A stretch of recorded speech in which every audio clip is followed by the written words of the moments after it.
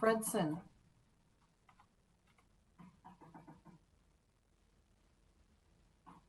You'll have to take yourself off of mute. Oh, I was too fast. Here. Thank you. Sterner at this time is absent. Vento? Here. Thank you. We know that Councilmember Wolf will not be attending. Zarin? Present. Lindstrom? Here. And did we by chance just have Councilmember Sterner join? Who just joined the call? Susan, the name is Michael Rigney. Ah, okay. Thank you very much. So roll call is now complete. We have ourselves a quorum. And we have a great agenda today. So without objection, the agenda is approved. And we will move on to item number 3, approval of the minutes from our last meeting, September 22nd, 2020. Is there a motion to approve those minutes? Vento moves approval. Second. Zarin seconds. Thank you. Roll call. Fredson? Aye. Vento? Aye. Zarin? Aye. Lindstrom? Aye. Thank you. That takes us to our 4th item, two items on our consent agenda. The City of Watertown's comp plan and comprehensive sewer plan, and City of Lino Lakes comprehensive plan and comprehensive sewer plan. Is there a motion to approve the consent agenda? Fredson moves. Zarin second. Thank you. Roll call. Fredson? Aye. Vento? Aye. Zarin? Aye. Lindstrom? Aye. Thank you. Thank you. And that takes us to our non-consent agenda items, where we have 4 of them. First one is the a firewall upgrade.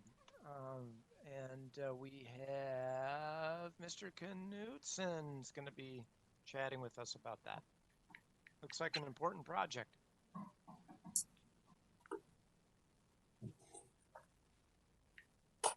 Hello, Committee Chair Lindstrom and committee members.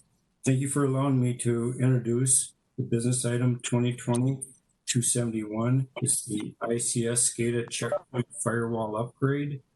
And my name is Roger Knutson. I'm the process computer manager responsible for the industrial control systems at the wastewater treatment plants. Jason, if you go to the next slide, please.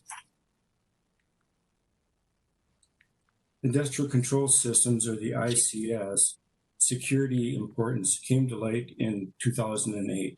In 2008, if you remember, the Republican National Convention occurred in St. Paul.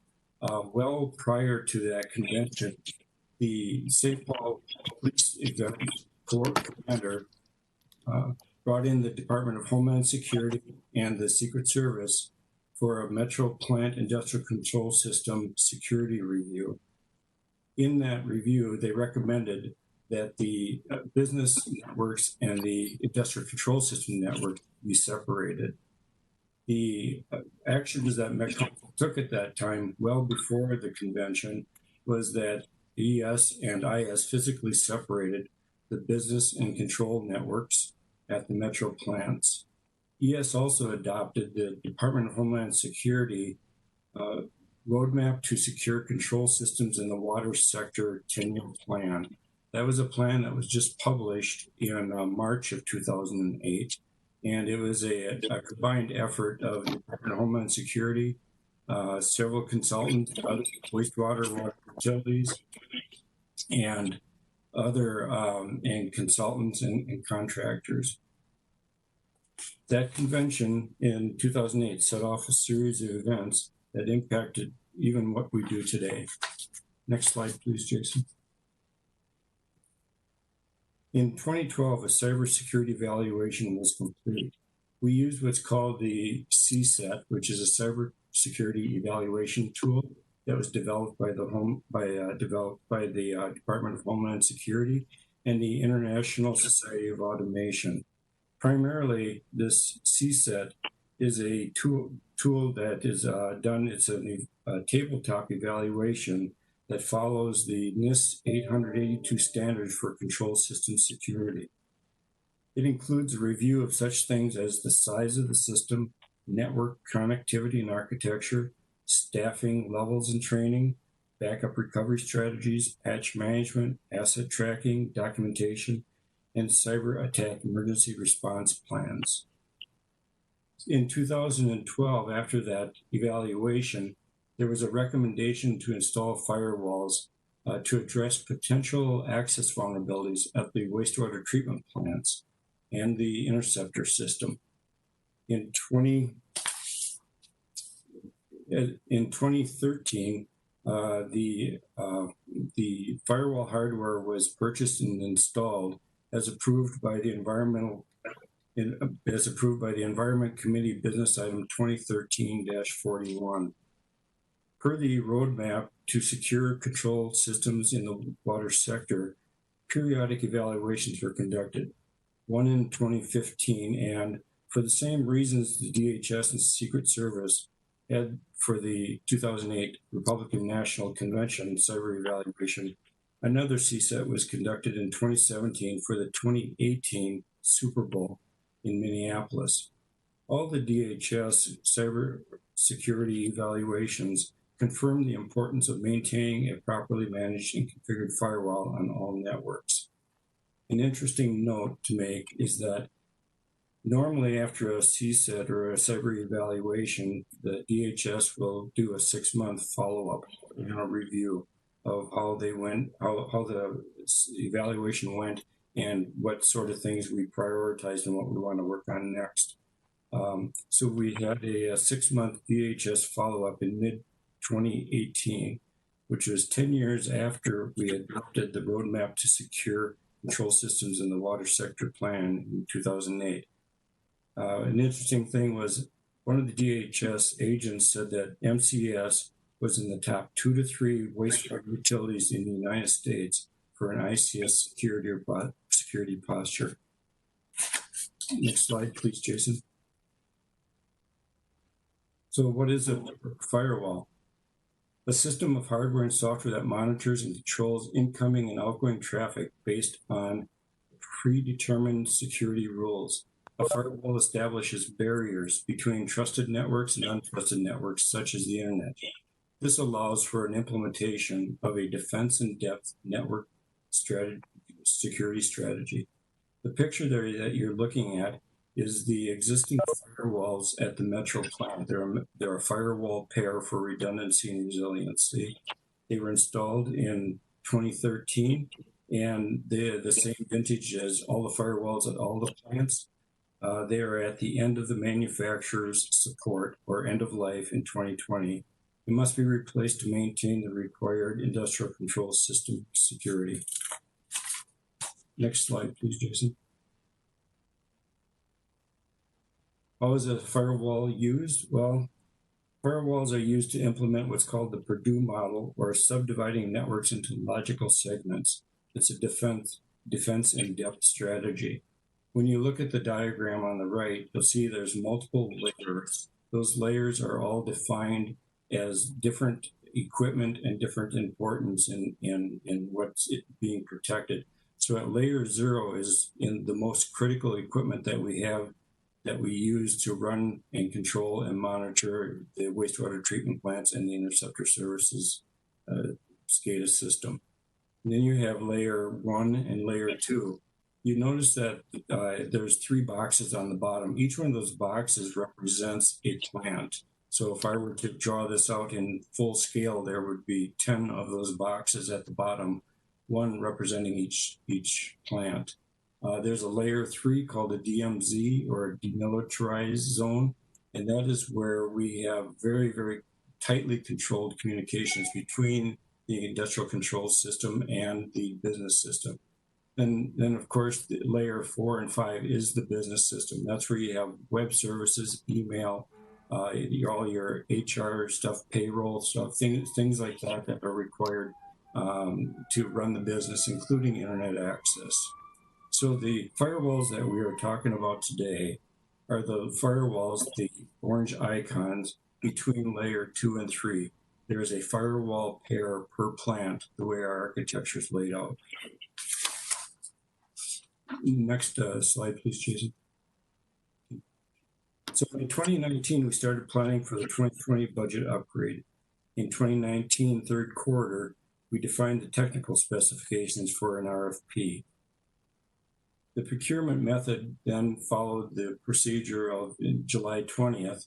The request for proposal was advertised to the council and the West CDN website. A pre-proposal meeting was held on July 27th with 10 plan holders. August 19th, 2 plan holders submitted proposals that were evaluated by a 4-member panel using the following criteria: proposal quality, proposer's qualifications, and professional competence in the area directly related to the RFP, experience, and proposed price. Also, the Office of Equal Opportunity reviewed the project for subcontracting opportunities and did not establish an MCUB goal. Based on the evaluation, the panel selected Paragon Development Systems, Inc. as the lowest responsible bidder. Next slide, please, Jason.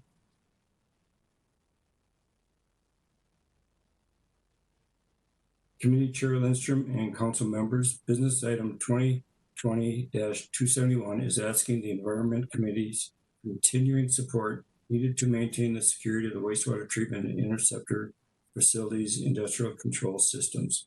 This leads us to the proposed action that the Metropolitan Council authorizes the regional administrator to negotiate and execute contract 20P044 with Paragon Development Systems, Inc. to provide the council with equipment and services for the industrial control system and SCADA network checkpoint firewalls in the amount not to exceed a total of $750,876.48 for a period of 5 years.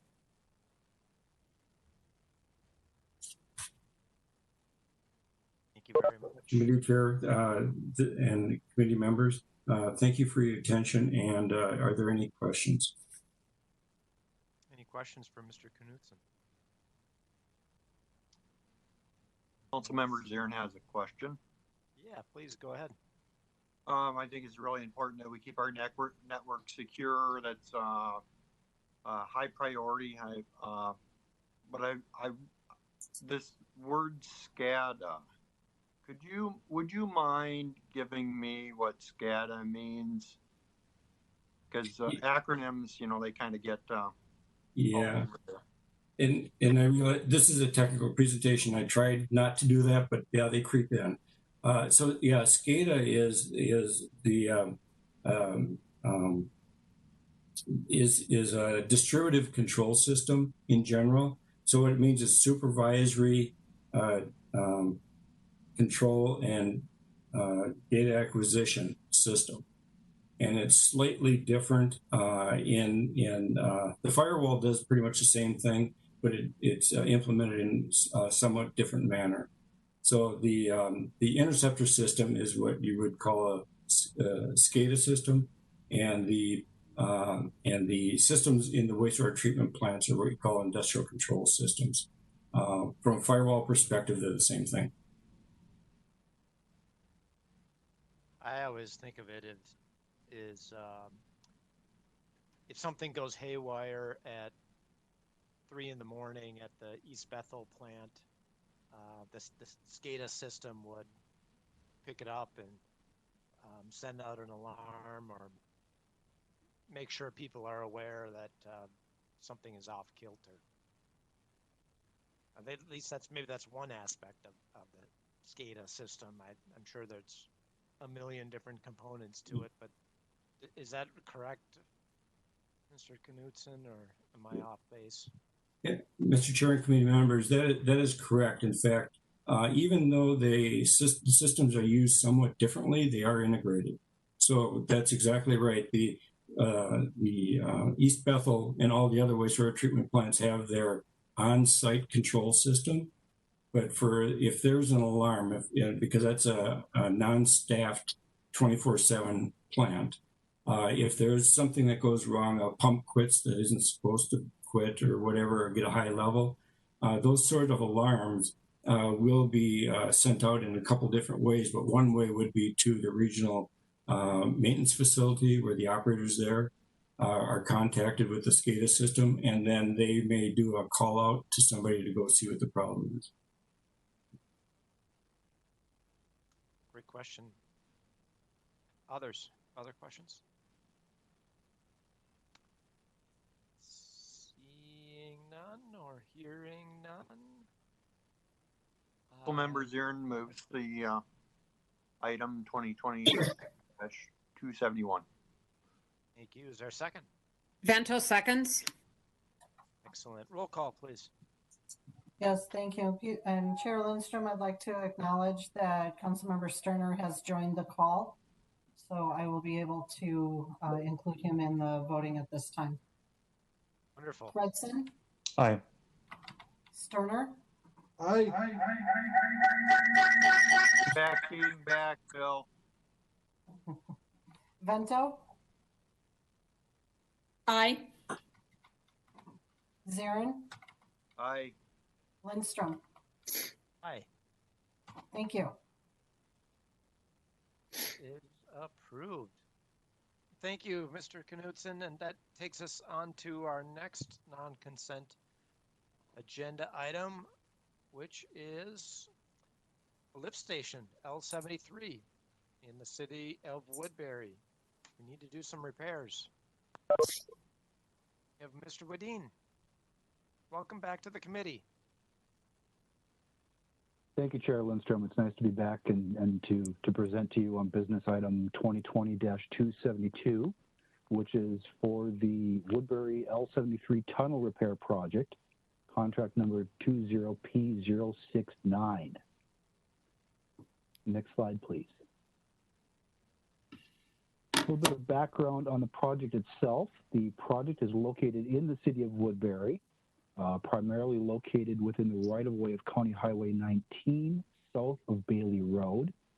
It's the tunnel that leads to lift station L73, which serves a majority of the city of Woodbury. You can see just a general idea of where our project is located in the inset map on the lower right-hand corner. There's a road that arcs across the upper left-hand corner of the inset map. That is Highway 494, which is a little bit west of our project, quite a ways west of our project. Our next slide, please. The project itself is going to involve the repair of the existing 72-inch diameter tunnel that leads to lift station L73. Primarily, it would involve traffic management, making sure that people can get past our access points to this facility, to this location, dewatering around the pipe to allow us to repair, repairing interceptor or defects in the interceptor pipe. The two pictures that we've included here show some of the defects that we have in that existing 72-inch pipe. Repairs will also involve grouting outside of the pipe. During our study of that facility, we noted that there was quite a number of voids that were outside of the walls of that pipe. And then, of course, will involve site restoration once we have completed our project. Next slide, please. The construction project was bid. The project was bid in June through August of 2020, a little longer period. There were a few questions from contractors on the project. We're asking the Environmental Committee to authorize or approve the project bid award tonight, with the contractor notice to proceed occurring in December of 2020. Construction will start in February of 2021 with substantial completion in December of 2021. Restoration will be complete in June of 2022. Next slide, please. Our engineer's estimate for the project was $4,943,000. 4 bids were received for the project, ranging from about $3.1 million all the way up to about $6.3 million. It was nice to see that our engineer's estimate landed right in the middle of those that range of bids. Our disadvantaged business participation goals were 3% for the project. PCI Roads is our lowest responsible bidder, came in at a bid price of a little short of $3.1 million. Their Metropolitan Council underutilized business participation goals were met with a commitment of 4.3%. Our next slide, please. With that, we are asking that the Metropolitan Council authorize its regional administrator to award and execute a construction contract for Woodbury Lift Station L73 tunnel repair project, Met Council project number 806335, contract number 20P069, with PCI Roads LLC for the lowest responsible bid of $3,086,579.19. With that, I can answer any questions you may have. Questions for Mr. Wadeen?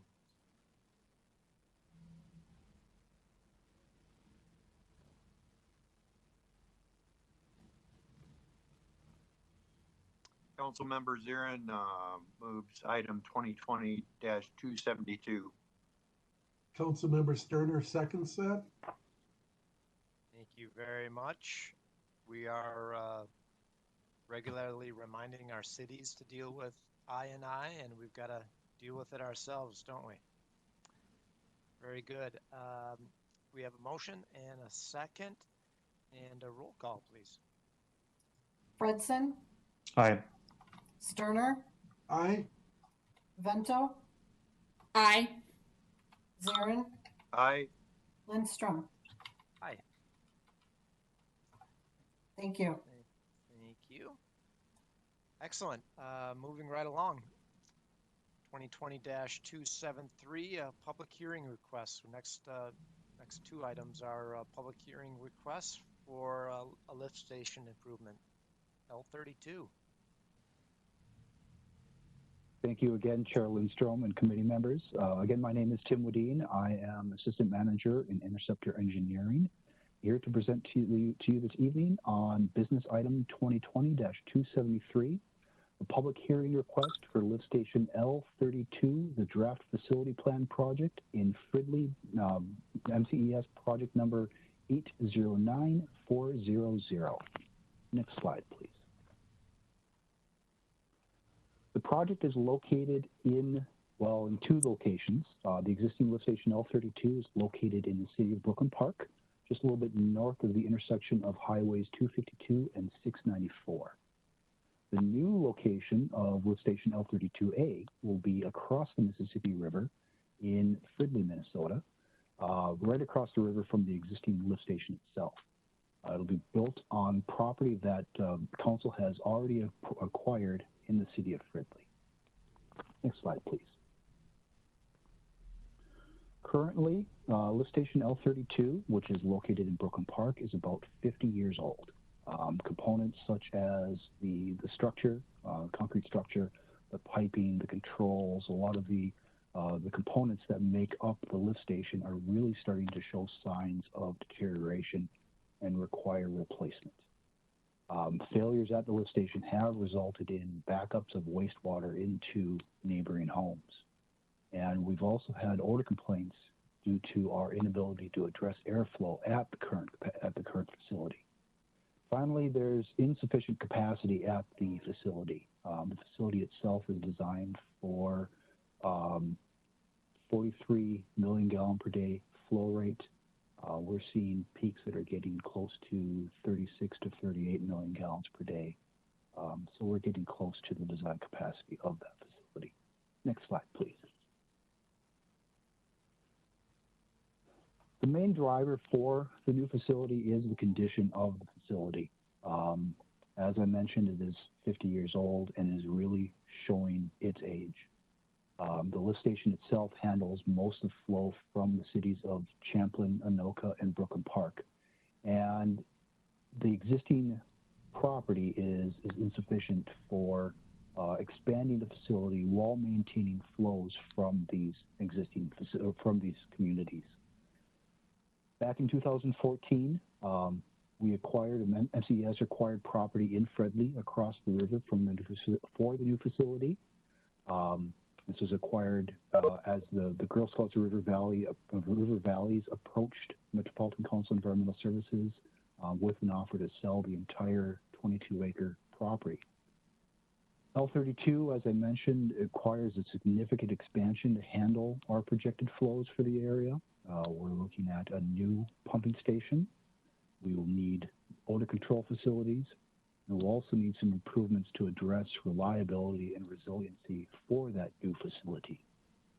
Next slide, please. We've been conducting a lot of outreach as a part of this project. In September 2020, we conducted meetings with the cities of Brooklyn Park and the city of Fridley, met with their city staff. Last night, we met with the city of Fridley City Council, and not next Monday, but the following, Monday, October 26th, we'll be meeting with Brooklyn Park City Council as well. We have scheduled an open house, a virtual open house for November in 2020, and our virtual public hearing, which we are requesting approval for this evening, will be held on December 17th in 2020. Following that public hearing, we will review public comments that come in from open house, from the public hearing, and incorporate those into the draft facility plan. That facility plan will be presented to the Metropolitan Council in February of 2021, with the final approved facility plan being submitted to the Minnesota Pollution Control Agency and the Public Facilities Authority to be included in the intended use plan in March of 2021. Really, the schedule is intended to meet the Pollution Control Agency's needs for approval of the project. Next slide, please. Our proposed action tonight is that the Metropolitan Council authorized a public hearing on December 17th, 2020 to gather input on the draft facility plan for lift station L32A in Fridley project, MCES project number 809400. With that, I'm available for any questions. To Councilmember Zirin. Yeah, thank you, Chair Lindstrom. I do think that the public needs to be heard on this issue. Building a lift station, if we don't build it, people get kind of upset when things start backing up. So it's a good idea that we hear from the public. I'm just wondering, it's a 22-acre site. Has it been evaluated for a potential site to put a solar array on site? Is there part of that? Is there green space near there? And can you describe for me kind of the idea, the plan of the site? Is all 22 acres going to be filled up with a pumping station and its amenities? Thank you. Thank you, Mr. Chair, council members. This is a topic that we've been discussing with the city of Fridley, especially quite a bit as far as what we're going to use that 22-acre site for. Our preliminary evaluation suggests that we'll only need about 7 acres of that site, leaving the other 14, 15 acres for other uses. Some of the challenges with the remainder of that site is that there are setback requirements for the bluffs in the area, for the homes that surround the area. There's also about a 3.5-acre wetland that's on this site. So it really limits what that 15 acres can be used for. We have been speaking with the city of Fridley, as I mentioned, as well as a number of other interested parties about what we can use that property for. In fact, part of what we met with the city of Fridley last night was to discuss potential for parkland, for park amenities. using it as a buffer area for our facilities. We've also discussed with them a number of other options for that location. Depending on what we do with it, we may sell it to the city of Fridley. We may retain it. I will say we have not discussed the use of a solar array out there. I think part of the reason we haven't looked at a solar array is that it's a fairly wooded area. We'd like to keep it, if we're going to keep it as a natural area, we'd like to keep it as a wooded area as much as we can. But that's something that we can certainly discuss. I know Assistant General Manager Janine Clancy is also on the meeting with us tonight. If she has anything to add to my comments. Thank you, Mr. Chair and Tim. I think you did a very nice job outlining the options. And Councilmember Zarin, you can imagine this is a very important site to the city of Fridley. And so we are working with them and frankly have told them that the options for the residual parcel is really a separate conversation from the facility plan. So we'll advance the facility plan and continue to work through the design process. And then we can take a little bit more time to determine their uses for the remaining parcel as time goes on. Thank you. I'm curious, what are the city of Fridley, what thoughts do they have or desires do they have for the parcel, the 15 acres? Mr. Chair and council members, at one time, the city of Fridley had contemplated some housing on the site, some single family housing. But the reality is that the layout, as Mr. Woodine mentioned, with the wetland and the need to protect the wetland, and then the existing development nearby, make it a single entry development. So you could only get houses on one side of the street. Obviously, that increases the cost of the infrastructure and makes the project a little more challenging from a cost benefit perspective. The city, and Mr. Woodine mentioned this as well, the city is also interested in some access to the river, as are the Friends of the Mississippi River, because as many of you may know, or perhaps don't know, that Fridley does not appear to have any public access to the river right now. And while there's a significant grade change, it would be, it would be somewhat of a limited access. It would indeed be access to the river. So there's a number of conversations going on.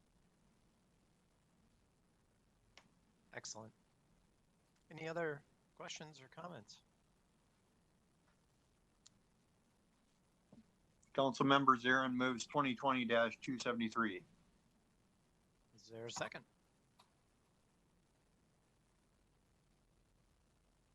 Fredson seconds. Very good. Roll call, please. Fredson, Aye. Sterner,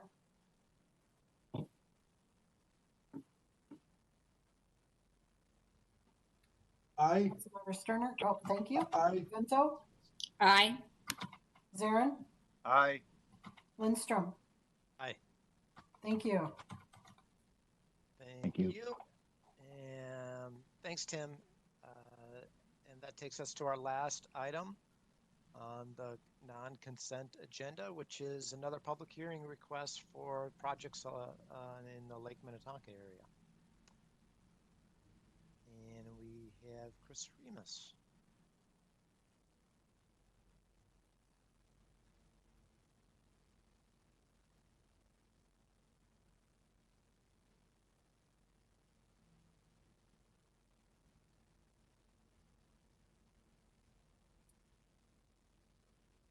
Chris, we are unable to hear you at this time. Have you taken yourself off of mute?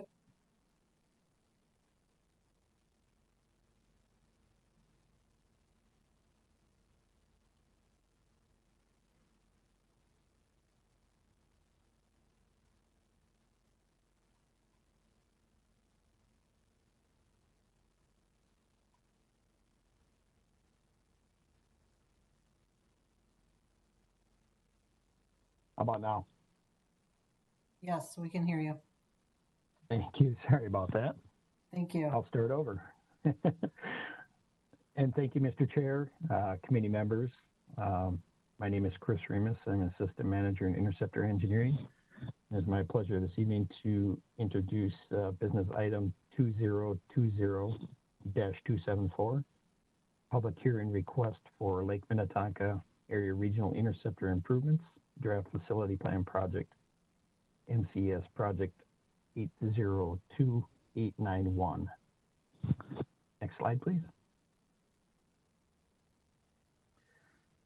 So since spring of 2020, our staff has been working on evaluations of our system within the Lake Minnetonka area. And based on those evaluations, the map below shows the locations of 5 projects that were identified through the course of that work. I'll go over each project in a little detail. The first 1 and 2 that you see on the upper part of the map are located in the city of Orono. Project 3, and kind of the bottom portion, is in Deep Haven. Site 4 is primarily the city of Excelsior, and project number 5 is within the city of Shorewood. So the evaluation criteria that we looked at were a few things. We looked at hydraulic modeling for the entire sanitary sewer system upstream of the Blue Lake treatment plant. We looked at flow projections, condition assessment, age of infrastructure, and any cooperative opportunities that we were aware of with local government units, whether that's the city or county in the area. We also took the time to discuss with operations and maintenance to understand any known issues with the system, to gather kind of all the information we could to make a decision. So with that, after the evaluation, we came up with 3 project types that were rehabilitation, replacement of infrastructure, and realignment. So under rehabilitation, at site 2 and 3, with those lift stations, L46 and L48, and also at site 5 in Shorewood with the existing L21. And that may range from upgrades of electrical, HVAC, odor control, pump replacement, and they vary on what they will need, but that gives you a kind of flavor of what we're looking at. Replacement of infrastructure at site 4, we're looking at abandoning L20 and extending the gravity pipe further downstream to L19 in Excelsior. Building a new lift station at site 2, where L39, next slide 2, please. Thank you, Janine. And replacement of the Interceptor 6DH645, which is downstream of the L48 lift station. And the last one is realignment of Force Main 7113, which currently is along Shoreline Drive, which is directly adjacent to Lake Minnetonka. And we're finding the opportunity to relocate that out of that space and into the Dakota Rail Trail, which is a little west of the roadway, but operationally and access to it would be much better from a long-term operations and maintenance point of view, that if there were an emergency or a break or any longer-term maintenance replacement, that affects lots of traffic going around the lake area. Next slide, please. So the next steps, we've also been involved in a little bit of outreach to date. You can see the first, we had actually some draft facility plan open houses virtually last week, both on Tuesday, October 6th and Thursday, October 8th, kind of broken out per that map. The south area with Deep Haven, Excelsior, Shorewood projects were the focus on October 6th, and the Orono projects were the focus on October 8th. So we held that meeting and got public input and a fair amount of attendees for both of those meetings. The date we're looking for requesting this evening is the public hearing on December 15, and that will also be virtual. And after that is held and the comments gathered, we'll put together the final plan and bring that back to the council for consideration and adoption of the final facility plan. And towards the end of February, we'll look to submit that final facility plan to the MPCA for approval. Next slide. So our proposed action is that the Metropolitan Council authorize a public hearing on December 15, 2020 to gather input on the draft facility plan for the Lake Minnetonka Area Regional Interceptor Improvements Project and CES project number 802891. Next slide. And I thank you for your time, and I will be available for any questions, Mr. Chair. Thank you. Any questions? Mr. Remus.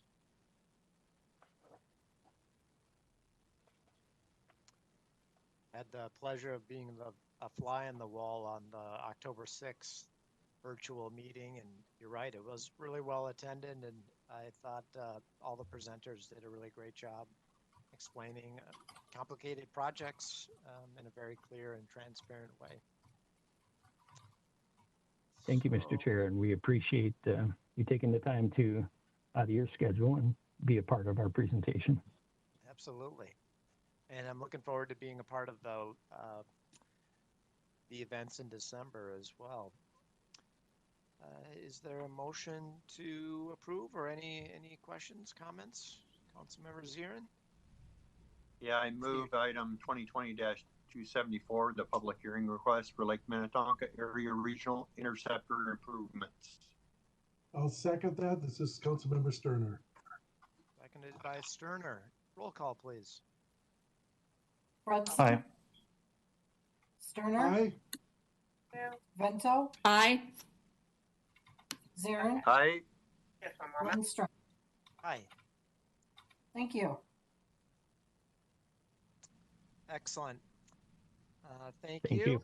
And that takes us on to our information part of our agenda, where we're going to hear about next year's capital program. Ms. Clancy. Mr. Chair, and members of the committee, thank you for taking the time this evening. My name is Janine Clancy. I'm the Assistant General Manager for Wastewater Planning and Capital Project Delivery. And the information item is to review the proposed 6-year capital program covering 2021 through 2026 and the 2021 capital budget. This program and budget will be incorporated into the Council's proposed unified 2021 budget that is scheduled to be adopted by the Council on December 9th of this year. Presenting the program today is Kyle Colvin, Manager of Wastewater Planning and Community Programs, Renee Heflin, Manager of Plant Engineering, and Adam Gordon, Manager of Interceptor Engineering. But I also like to acknowledge that this is really a team effort and requires support from many staff.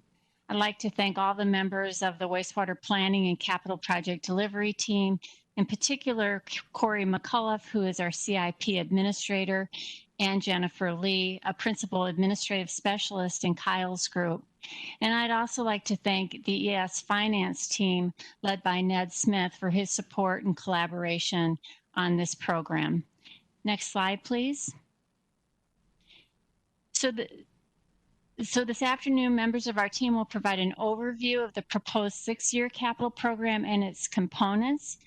Kyle will provide a review of the importance of comprehensive planning and its connection to the development of the program.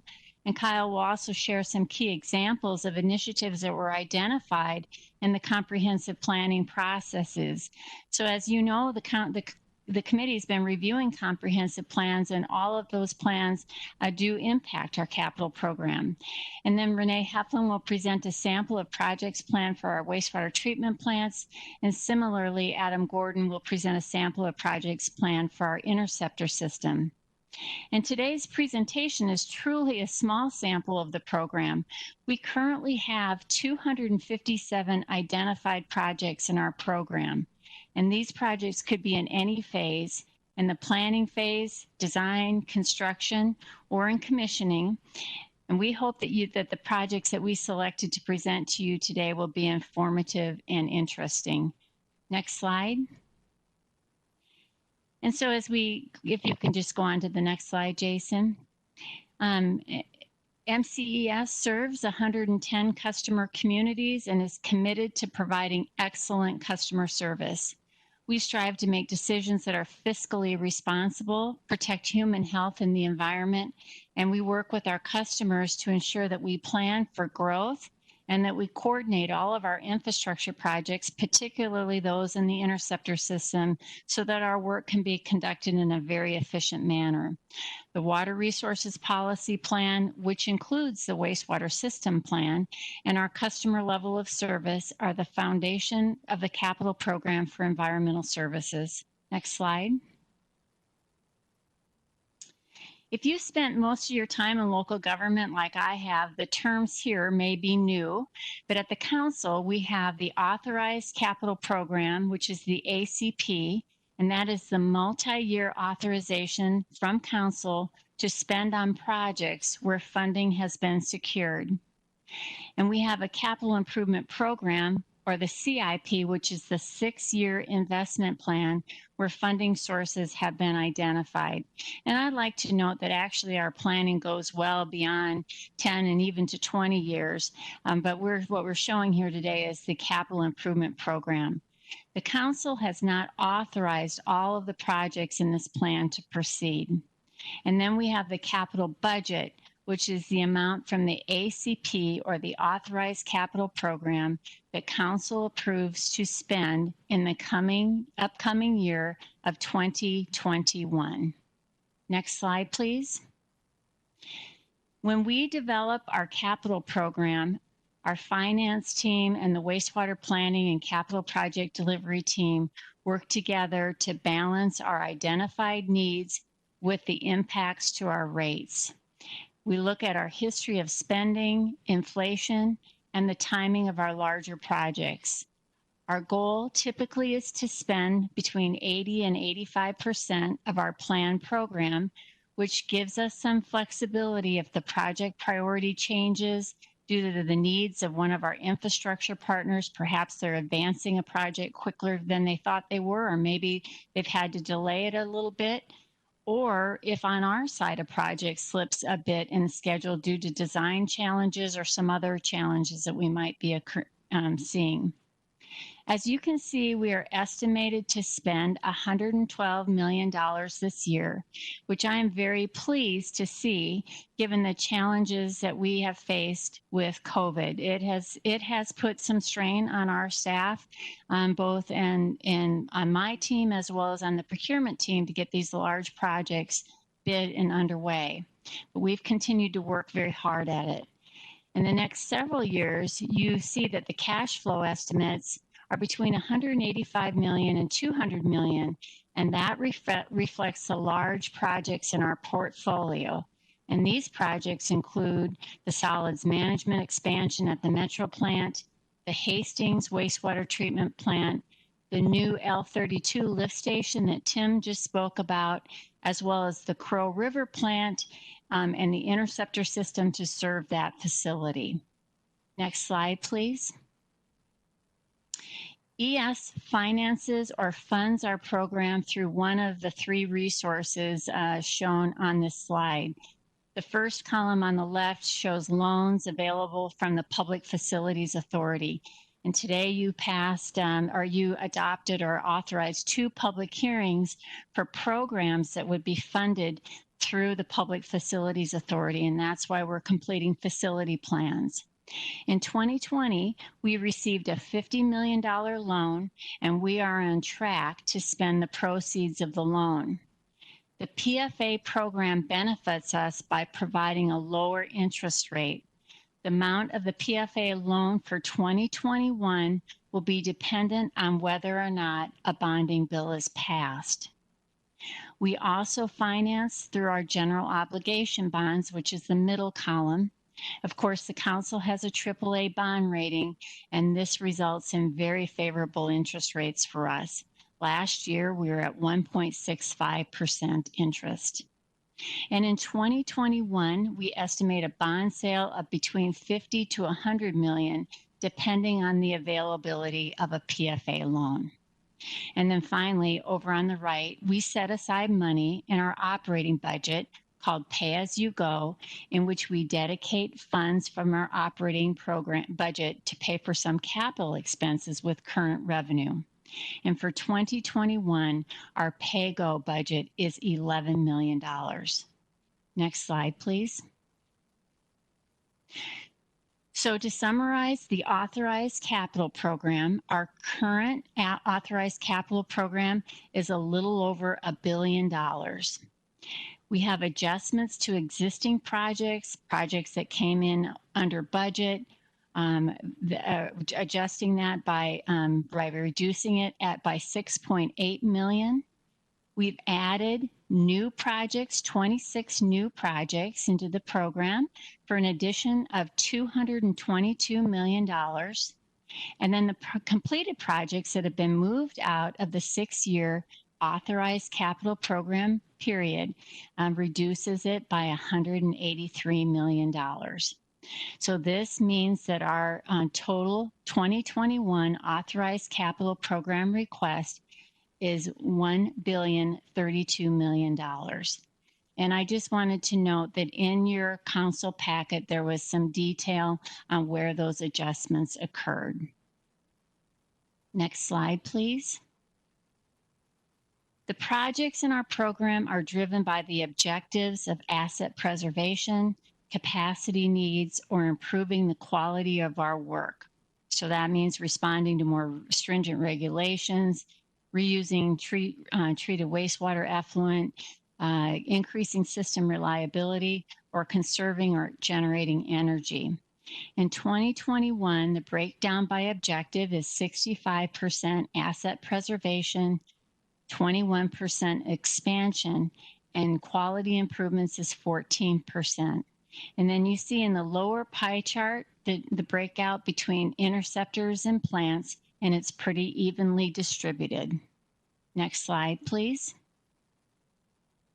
So to complete our overview, in summary, the final proposed 2021 through 2026 capital program totals $1.4 billion, of which $1,032 million is the authorized capital program and $448 million is the capital improvement program.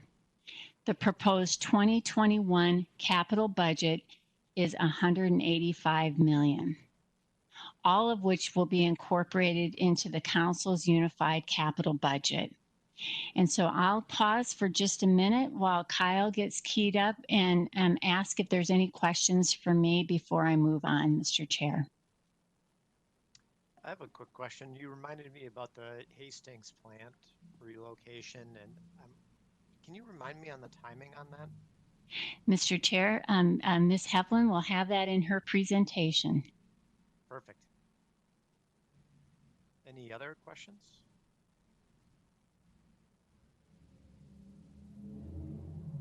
Thank you, Mr. Chair. Kyle? Thank you. Thank you. Next slide, Jason. And next slide.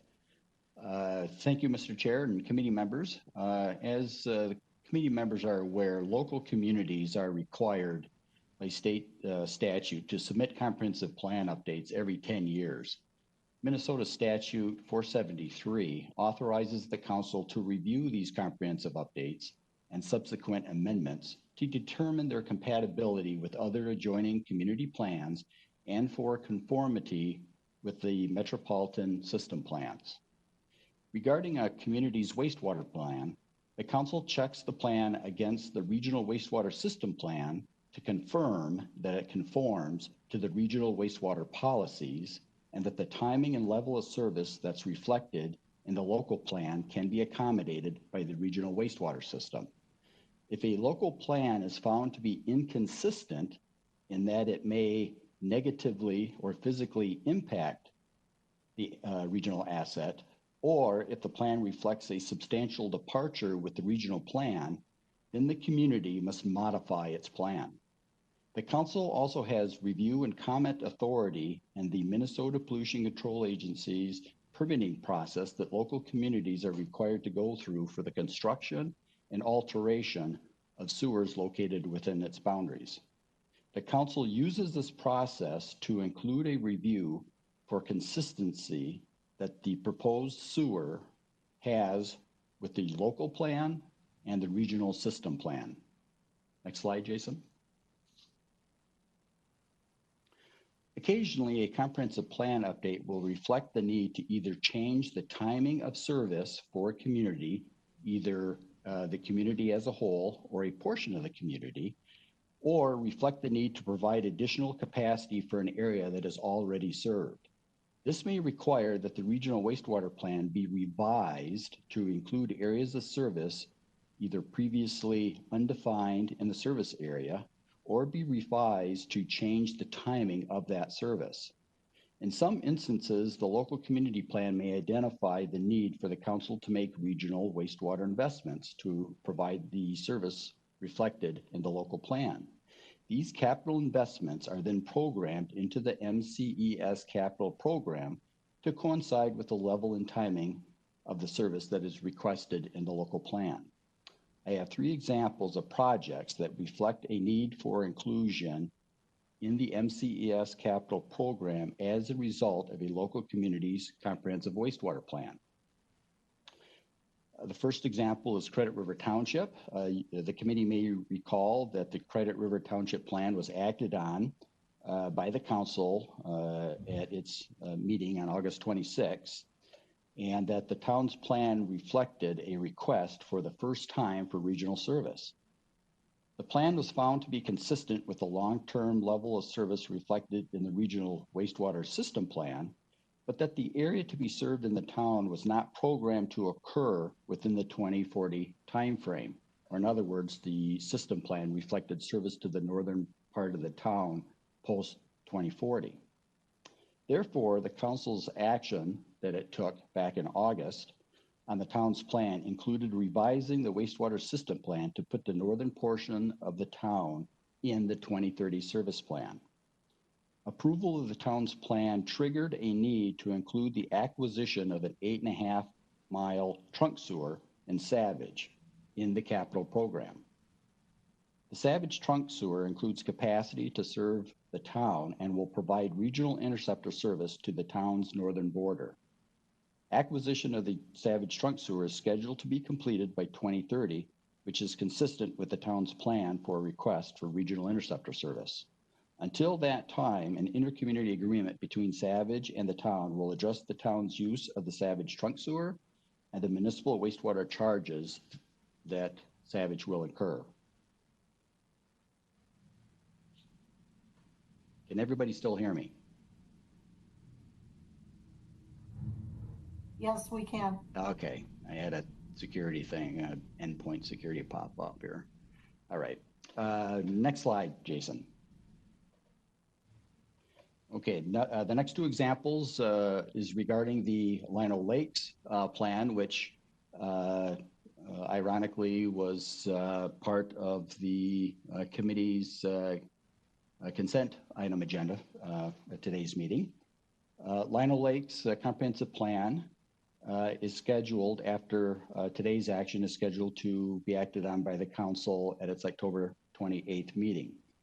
Western Lino Lakes is currently provided regional interceptor service through MCES Interceptor 8361 that also provides service to Southeast Blaine and Circle Pines. The Lino Lakes 2040 plan identifies growth in its western portion that reflects the need for additional regional wastewater interceptor capacity.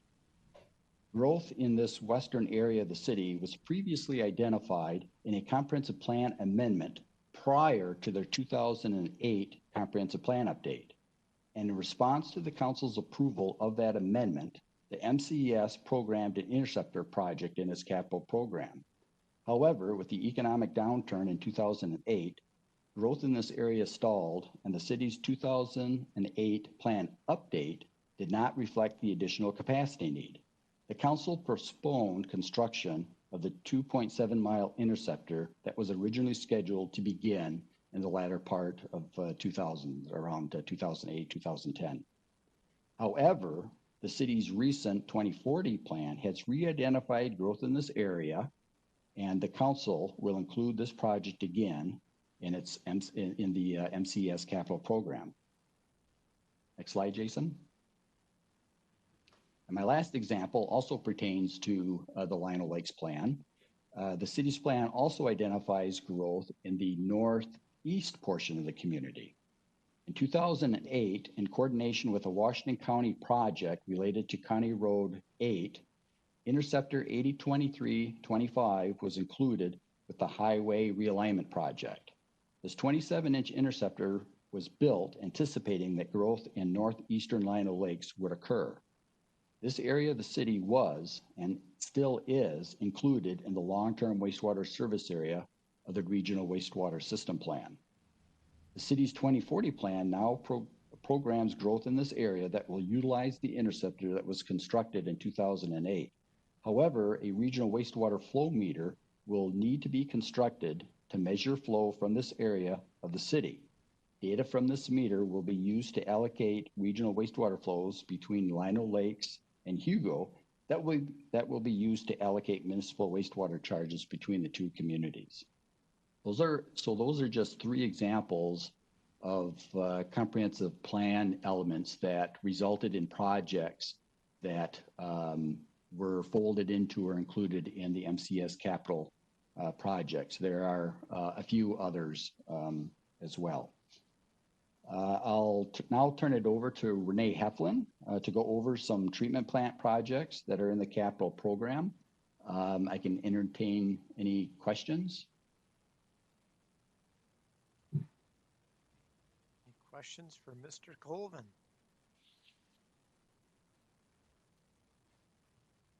Thank you. Thank you. Ms. Heflin, welcome. Welcome back. Thank you, Mr. Chair. Thank you, Kyle. Good afternoon, council members. My name is Renee Heflin. I'm manager of plan. To present some active wastewater treatment plant projects. Renee, we're having some audio issues. You're kind of coming in and out a little bit.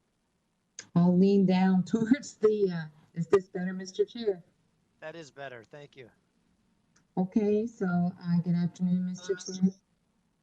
And Renee, you may want to turn off your video as well. Okay, no, that suits me fine. Thank you. Yep, we'll see if that helps. Test 1, 2, 3. Yes, thank you. Thank you, Kyle. Thank you, Mr. Chair. Thank you, Susan, for the help.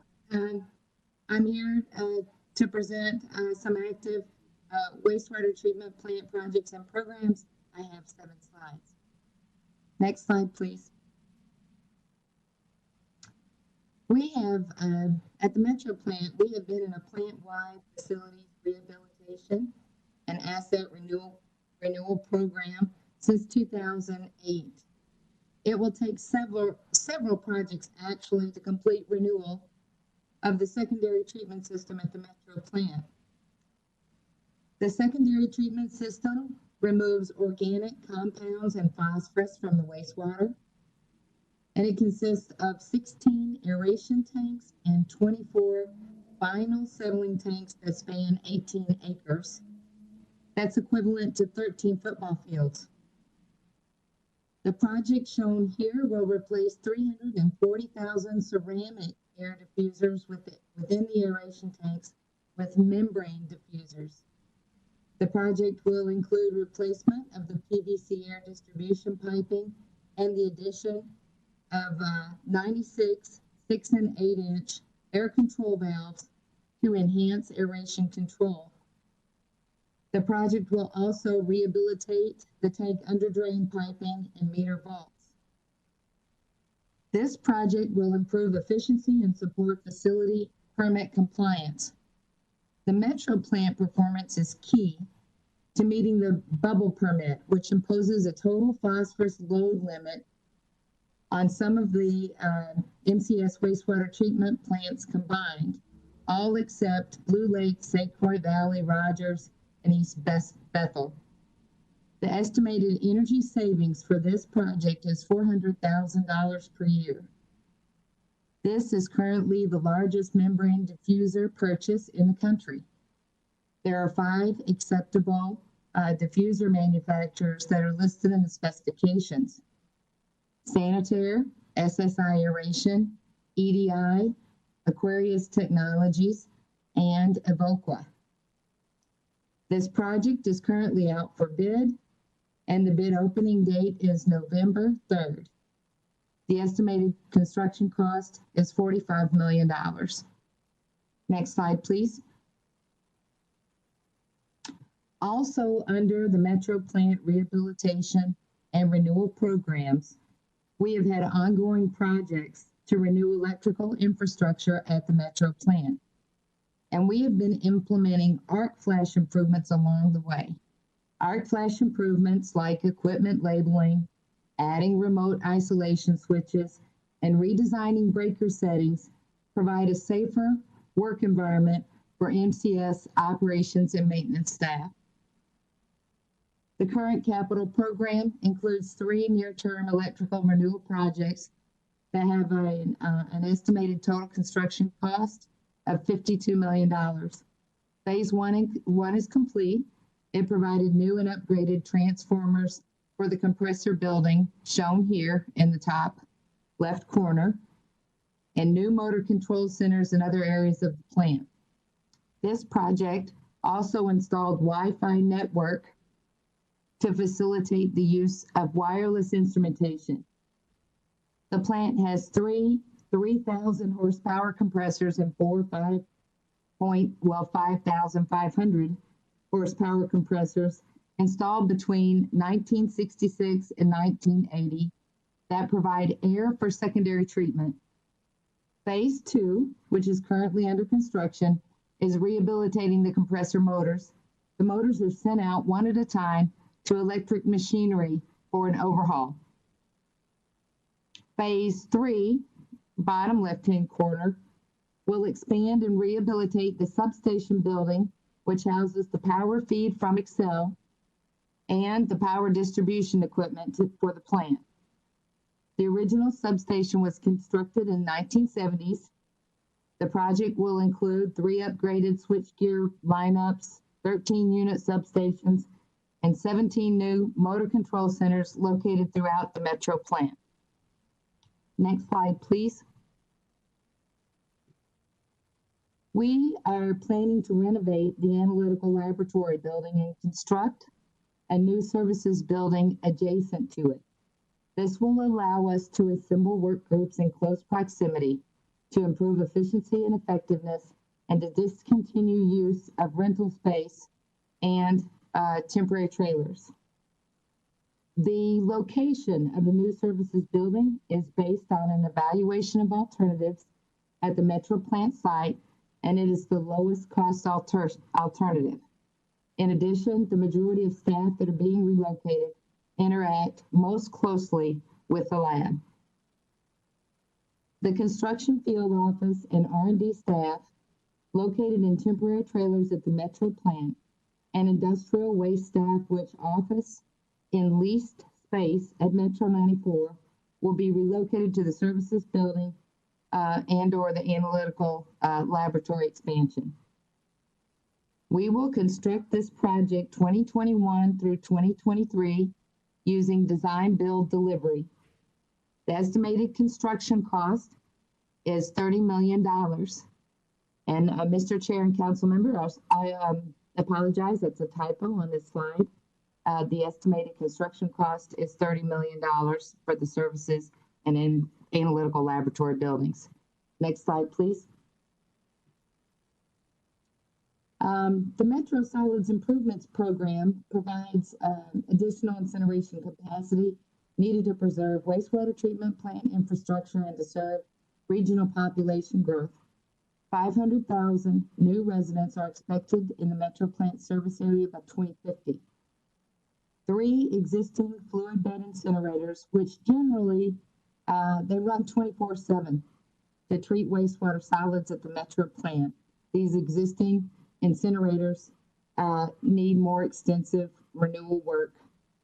A 4th incinerator will be constructed at Metro plant so that we can take each of the existing ones down one at a time for about a year. As shown here, we are currently constructing a renewal and improvements project, 2019 through 2021. We are rehabilitating the fluidizing air system, but the shutdowns are limited to 2 months each. After the addition of the 4th incinerator, we will be able to take each of the 3 existing ones down for about a year to construct existing renewal work like total refractory replacement and shell repair. The 4th incinerator will be constructed 2021 through 2024, and the estimated construction cost is $150 million. We will use the design, build, delivery approach. Engineering support services for design, build, delivery of this project, as well as the previous services and analytical lab buildings project were contracted January of this year with Black & Veatch engineering consulting firm. Next slide, please. We have a solids improvements program at the Empire wastewater treatment plant. The Empire plant is located in Empire Township near Farmington. Empire has digesters that treat wastewater solids to a biosolids product suitable for land application. The biosolids are stored on 2 4-acre asphalt pads, and they are applied to farm fields, either in the spring before sowing or in the fall after harvest. In 2004 and 2005, when the wastewater treatment capacity of this plant was expanded from 12 to 24 million gallons per day, expansion of solids treatment facilities was deferred. The current solids improvement program increases the existing solids treatment capacity by 30% and solid storage capacity on pads by 140% by optimizing the use of existing infrastructure. The new solids treatment capacity will be equivalent to the amount of solids produced by 24 million gallons per day of treated wastewater, thus matching the 2004 and 2005 liquids facilities expansion. The program is being implemented in 2 phases. Phase 1 is currently under construction by Rice Lake Contractors. It includes a new biosolids cover for the north pad. This allows us to keep the solids dry and make higher stacks. Phase 1 also includes 3 new boilers for plant building and digester heat, and a new digester gas treatment building. Digester gas treatment facilities are being installed in Phase 1 in preparation for a new combined heat and power engine generator that will be installed in Phase 2. The estimated construction cost for Phase 1 improvements, which runs through the end of 2022, is $27 million. Phase 2 will increase digester capacity by 30% by modifying and reconfiguring the plant's existing digesters. Empire has 5 digesters. A new 1 megawatt engine generator will be installed in Phase 2 in the gas treatment building. The engine generator will convert digester gas to electricity, providing about 1/3 of the plant's total power demand. The engine will have heat recovery, which will provide about 1/3 of the plant's heat demand. The estimated construction cost of phase 2 is $25 million, and phase 2 construction is scheduled to start 2022 and run through the end of 2024. Next slide, please. These are very exciting times for environmental services because we are planning for 2 new wastewater treatment plants. The first one is the new Hastings wastewater treatment plant that will relocate service from downtown Hastings to council property about 2 miles southeast of the existing plant. The Hastings wastewater treatment plant serves 23,000 residents in Hastings. The new plant, which is included in the 2040 Water Resources Policy Plan, will provide capacity for long-term service to the townships of Marchand, Vermillion, and Nininger. The proposed capital program schedules construction 2023 through 2025 to balance cash flow needs and rate impacts with other major capital projects in the program. The last major expansion and renewal of the existing Hastings plant was completed in 1985.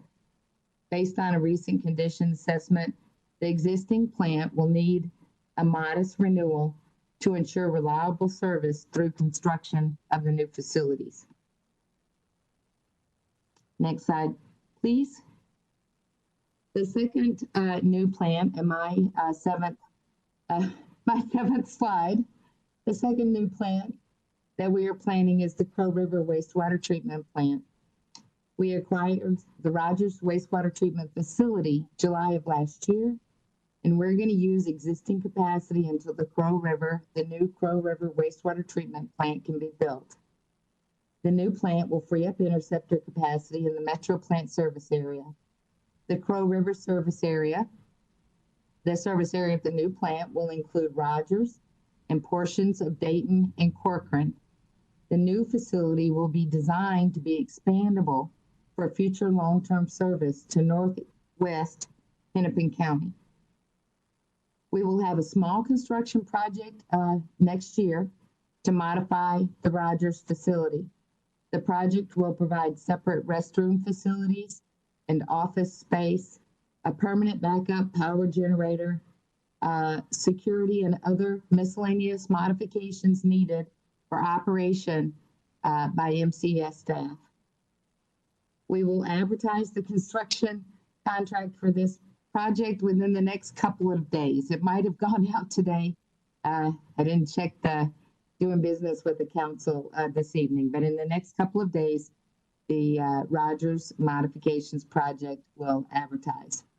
After the new Crow River Wastewater Treatment Plant is brought online in 2030, we will divert wastewater flow to the new plant and then decommission the Rogers Wastewater Treatment Facility. Thank you, Mr. Chair and council members. I am turning it over to Adam Gordon, who is my counterpart, manager of Interceptor Engineering. If you have any questions, I can answer those at this time. Any questions for Ms. Heflin at this point? You got a lot going on. Holy cow. It's fine, Mr. Chair. Thank you. Thank you.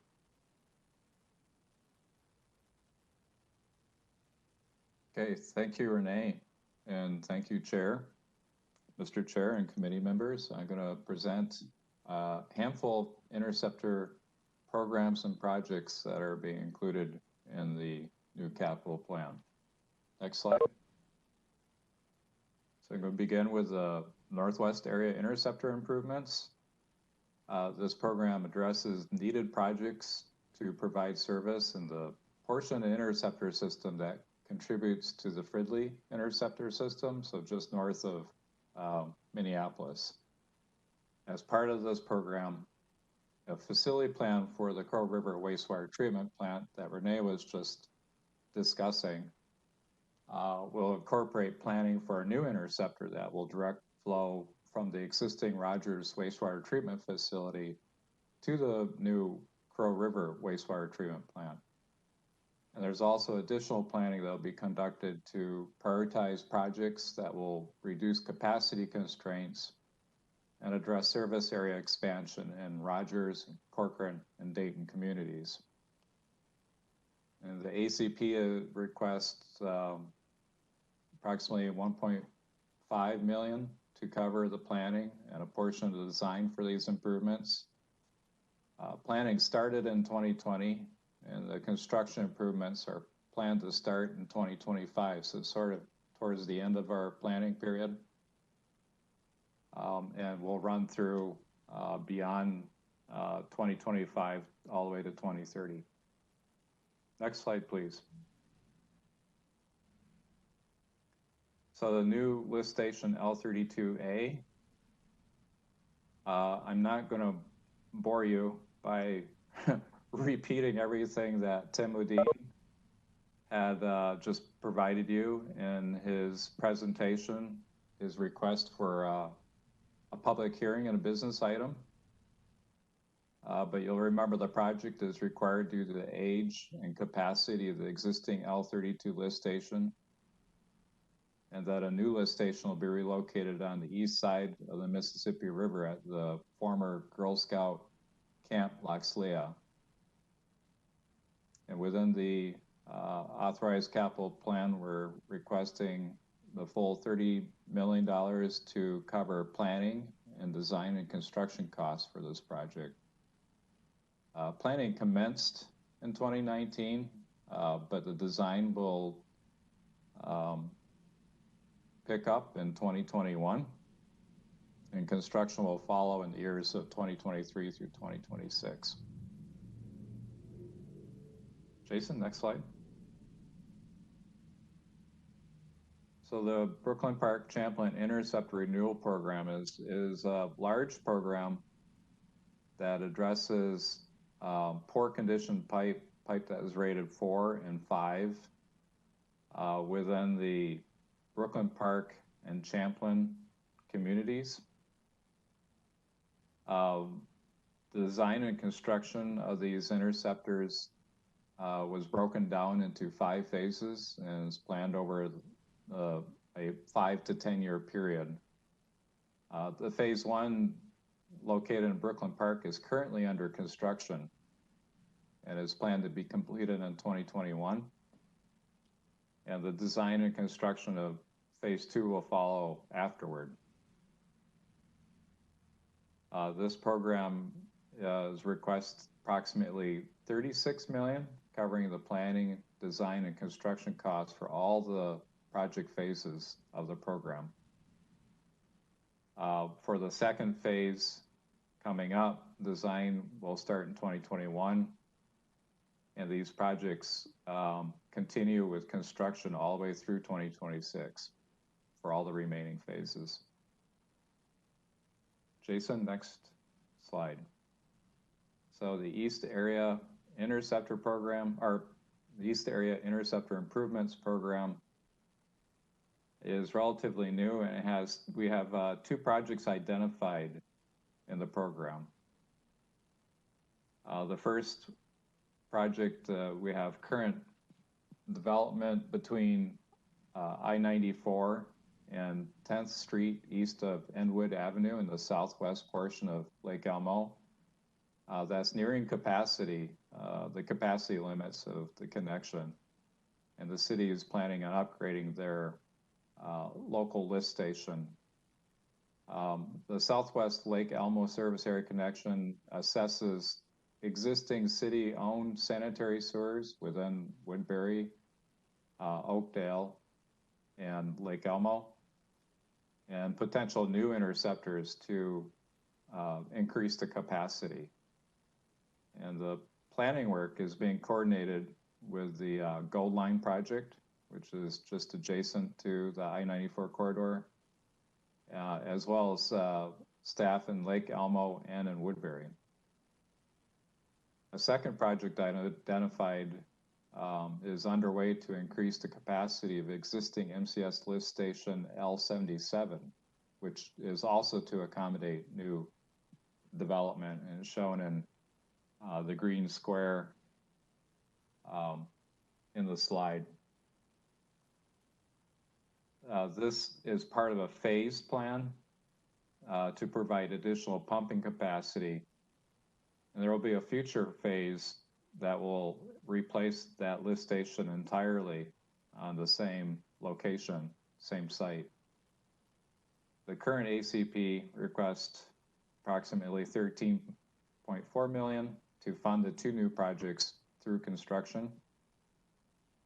And the planning and design activities for the program will continue through 2022. And we're likely to see the first construction improvements beginning in the fall of 2021. Jason, next slide.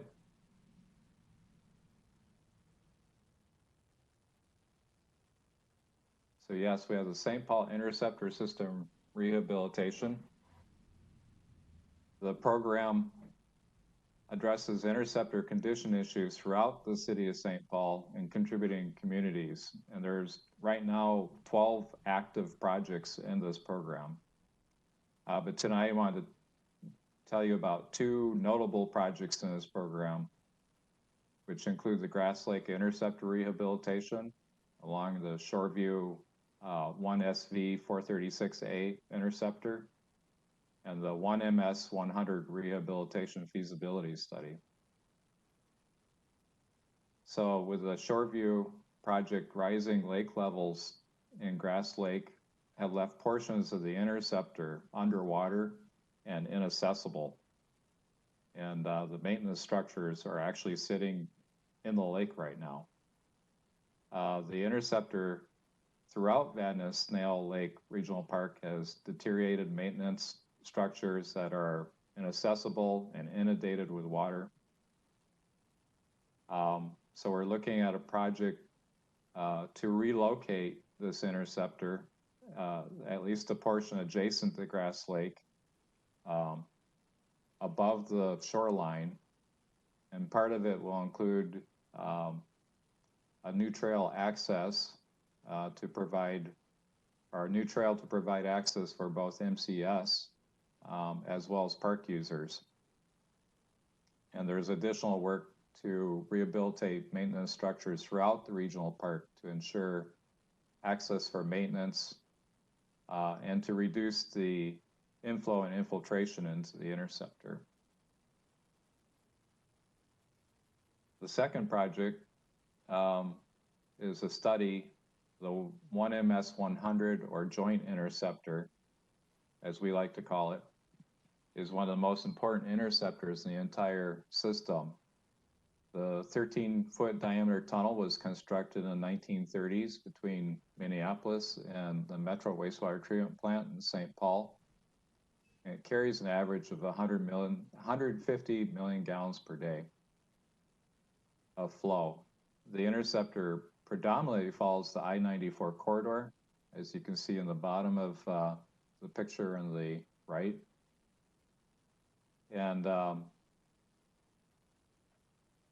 And provides service to the largest portion of the Metro Wastewater Treatment Plant service area. So the study is the first look at potential land required to rehabilitate portions of the joint interceptor, particularly considering that the reimagined I-94 planning efforts underway at MnDOT, making sure that we have access to rehabilitate that interceptor. And we anticipate that the rehabilitation activities may be required in 10 to 20 years. So the planning is going to be very helpful in making sure that, to make that possible.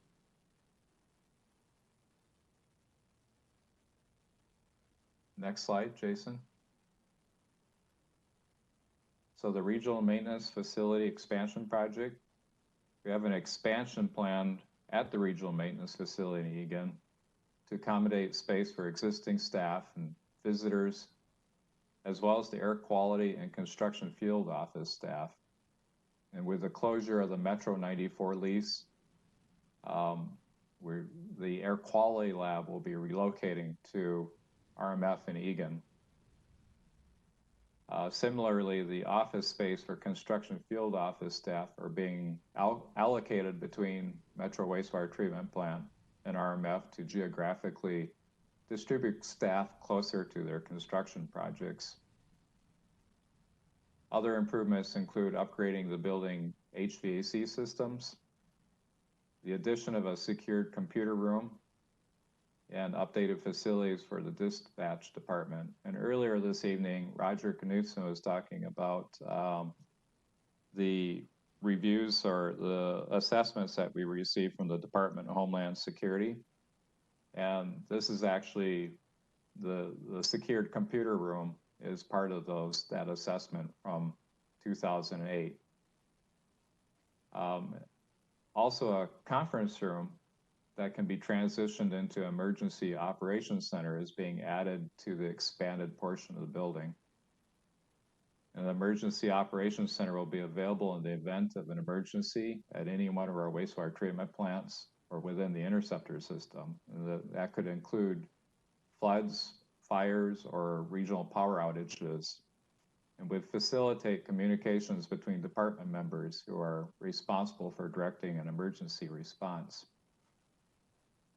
The ACP requests approximately $12 million to fully fund this project through construction.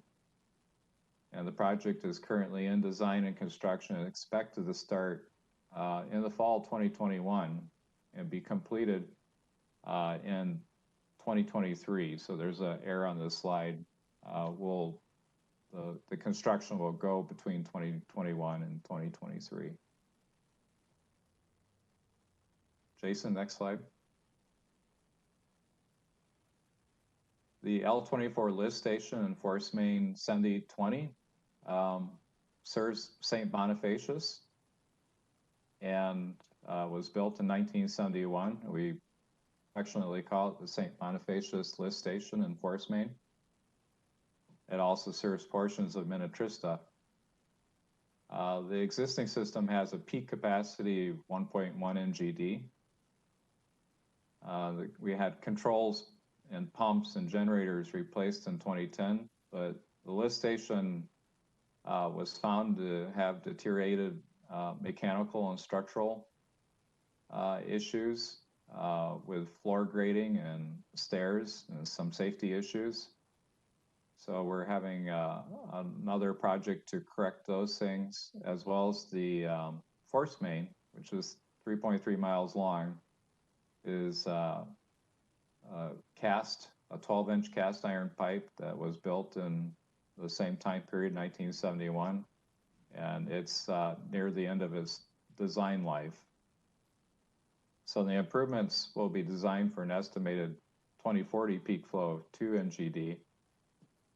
And the station will be renovated with new pumps, controls, ventilation, odor control, and a full depth expansion along the side of the building to add better access and staircase to the wet well. The ACP requests approximately $25 million to fully fund this project through construction. And construction is expected to start spring of 2021. We're nearly done with our design plans and expect to advertise that very soon. Next slide, Jason. So the Hawkins Force Main, or at least the portion shown here, the East Isles Force Main Replacement Project, is the final segment of 8 separate construction projects that were initiated in 2009 to reconstruct the Hawkins lift station and force main system at a total value of approximately $77 million.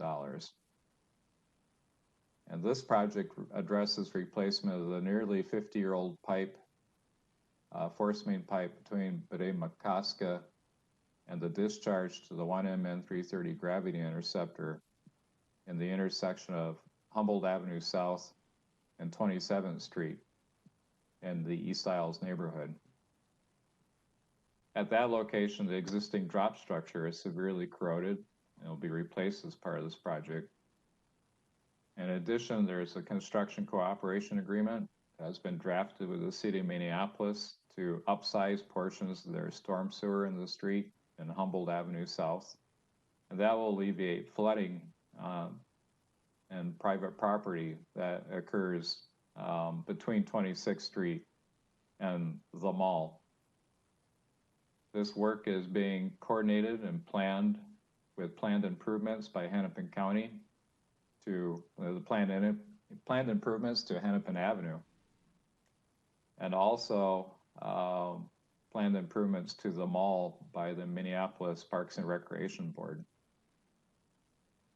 And this ACP request is for $3.3 million, covering planning, design, and construction costs for this project. Our design was started in 2019. We're nearly done with plans and specifications, and we expect to advertise by end of year. And construction is expected to start in early 2021. Jason, next slide. We have a new program from which we added to the ACP last year for the Minneapolis Interceptor system improvements to address some capacity and condition issues within the Minneapolis system. And we have 2 active projects within that program that are actively proceeding. The first is the Interceptor 1MN320 improvements project, which you will remember we've had 2 emergency declarations heard before council due to the poor conditions of a tunnel. And that was the tunnel that was constructed in 1887 and is in pretty poor shape. And we anticipate a full replacement for much of this facility. And the project is will be involving, has been involving the city of Minneapolis to facilitate redevelopment plans within the Harrison neighborhood, and coordination with MnDOT and the city on reconstructing the interceptor crossing under Highway 55. So we have a lot of coordination issues. The second project is capacity assessment for the 1MN340 interceptor in southeast Minneapolis. This interceptor, you probably recognize it, is just downstream of our current construction project for the MCS Minnehaha Park Regional Sewer Improvements. 1MN340 was constructed in 1935 as a deep sandstone tunnel. And our study will assess the long-term capacity of this interceptor and determine if there are any potential routes for new interceptors to relieve 1MN340, either to meet future capacity needs or for allowing rehabilitation of the tunnel. And this ACP requests approximately $40 million, covering planning, design, and construction cost for projects in the program. We see planning that will begin in 2021, specifically for the 1MN320 project, and construction activities for a 1MN320 could begin as early as summer 2022, as we try to meet the development schedules that the city of Minneapolis has.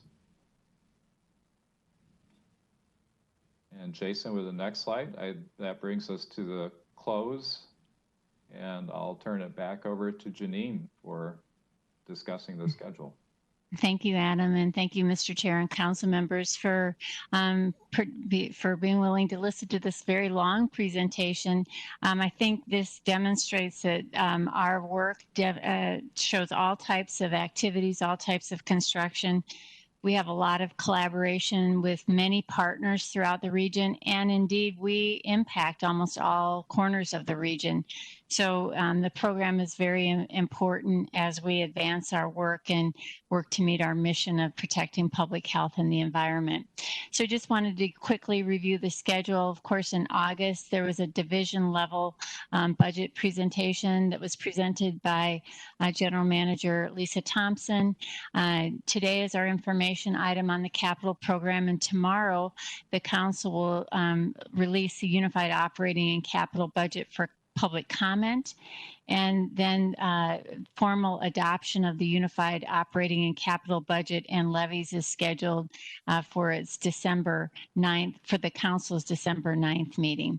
And so with that, it concludes our presentation. Thank you. Thank you very much. That was fascinating. Long, but very interesting. I just have a couple super quick questions, I think. First one, on that 94 interceptor project. Did I hear correctly that interceptor is something like 100 feet below ground or more? Is that right? Yes, Mr. Chair, this is Adam. It ranges. It's the majority of it is approximately 80 feet below ground, but there's some areas that are close to 100 feet below ground. Yes. Wow, that makes things challenging and expensive, I imagine.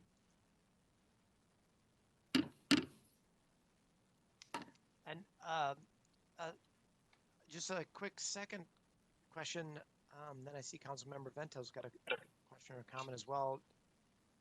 Last week we heard about how the MPCA is going to be coming out with some new permitting standards around PFAS, and I'm wondering if we know if those new standards could impact our capital improvement projects. Councilmember, Mr. Chair and Council, at this point in time, we have not determined that, and our current plan does not include any work associated with that new standard. We, of course, are evaluating how that standard will impact us, and then figuring out the best strategy to move forward. Thank you. Thank you. Yeah, I figured it was a little early, but it sounds like it's possible that it may have some impacts. Councilmember Vento. Thank you, Mr. Chair. I would be interested, you don't need to respond to this tonight, but at a future point, once we're beyond the budget process, I would be interested in a presentation about more detail about the amount of coordination it takes both internally, but also externally with cities and counties, Department of Transportation, et cetera. I just was really struck by that. This was a fabulous presentation, but it really hit home tonight how much work this takes to get everybody connected and working off the same song sheet. So thank you. And I have no timeline on that, just whenever it works agenda-wise. Thank you, Councilmember Vento. A great point. Other questions or comments? Councilmember Zier, and I suspect you would be supportive of those electrical improvements at the Metro plant. And your ears must have perked up when you heard about those safety improvements and more. You start talking arc flash and arc flash hazards. Yeah, my ears tune right into that. You know, arc flash is a big deal when it comes to electricity, and being able to improve our ability to provide a safe working environment is really important for me as a council member and as an electrician by trade. So I really appreciate that part of it. Absolutely. Thank you, Mr. Chair and council members. You bet. Any other questions or comments? we're going to have a lot of these things coming before us in the coming months and years, and so I know we've heard a lot about them, a lot about many of these already. So never a dull moment, that's for certain. Thank you very much. And if there's no other questions or comments on this, then we can move on to our general manager's report. Thank you, Mr. Chair and council members. Actually, Councilmember Vento made a really nice segue with her comments about what it must take to coordinate these projects with communities and all the residents oftentimes and the different stakeholders. We were just recognized last Friday for Utility of the Future honor, and you may have received information through council communication, but we were one of 65 utilities recognized, and this is our second time being recognized at the first year for this program, which is an honor by a collective group of water agencies. We were in the first year award for this, and now we were just re-awarded it this year. The thing that's important is that in order to even be considered for transformational work, energy savings, and if you think about the sustainability goals that the council has, we are doing things that reflect that on a leading amongst other utilities basis. And the thing that you have to get through the threshold is you also have to be a collaborative organization. So the culture is one of the first criteria that have to be met in order to be considered. So it emphasizes a collaborative workplace that embraces continual improvement and learning, has a high level of employee community and stakeholder engagement, and it has a focus on customer service, outstanding customer service, I should add, and effective environmental steward of the community's natural resources. So I'm happy to be able to share this news with you, but I'm also proud of the organization and that we're continuing to move in this direction. Because I've heard many of you speak of the need for our sustainability goals. That's what I have for tonight. We're going to have to build it into our capital improvement program to get a larger trophy case. Actually, Terry Drezen last week said, we've got to find space for all of our trophies outside the chambers. So. There you go. That's a good problem to have, isn't it? All right. If there is nothing else, that takes us to the end of our agenda. So thank you very much, everybody, and have a wonderful evening.